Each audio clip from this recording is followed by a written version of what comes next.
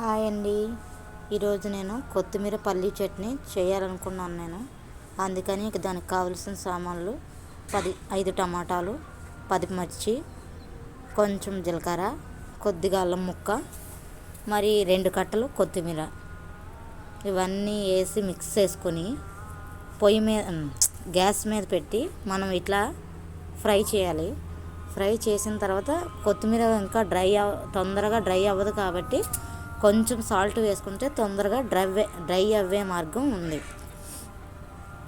అందుకని కొత్తిమీర చూడండి ఇంకా నీళ్ళు వస్తున్నాయి. అట్లా కాకుండా మొత్తం అంతా ఇంకిపోవాలి. మొత్తం వాటర్ ఏమీ లేకుండా మొత్తం డ్రై అయిపోతే మనకి చట్నీ చాలా టేస్ట్ ఉంటుంది.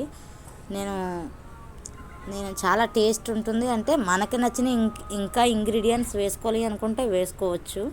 ఇంకా అవే కాకుండా ఇంకా ధనియాలు వేసుకోవచ్చు, ఇంకా చాలా ఉన్నాయి వేసుకునేవి.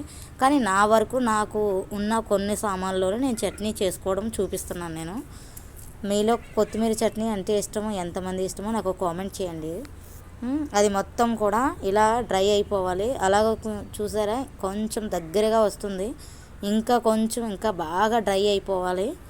డ్రై అయిపోయిన తర్వాత మనం డ్రై అయిపోయే ముందు కొద్దిగా 5 మినిట్స్ తర్వాత ముందుగానే ఏం చేయాలంటే కొంచెం చింతపండు, పిక్కలు లేనివి చింతపండు తీసుకొని ఆ నూనెలో వేయించుకోవాలి. ఆ పల్లీలతో పాటు ఈ చింతపండును కూడా వేయించుకోవాలి.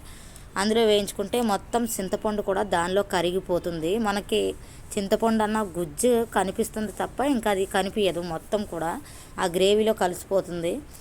తర్వాత మనం మిక్సీలో వేసేటప్పుడు చాలా ఇబ్బంది పడుతుంటాము. పిక్కలు వస్తుంటాయి, వాటికి ఉట్లు వస్తుంటాయి, చాలా ఇబ్బంది పడతాము. అట్లా ఏమీ కాకుండా మనం కొంచెం పిక్క తీసిన చింతపండు వేసుకుంటే చాలా టేస్ట్ ఉంటుంది.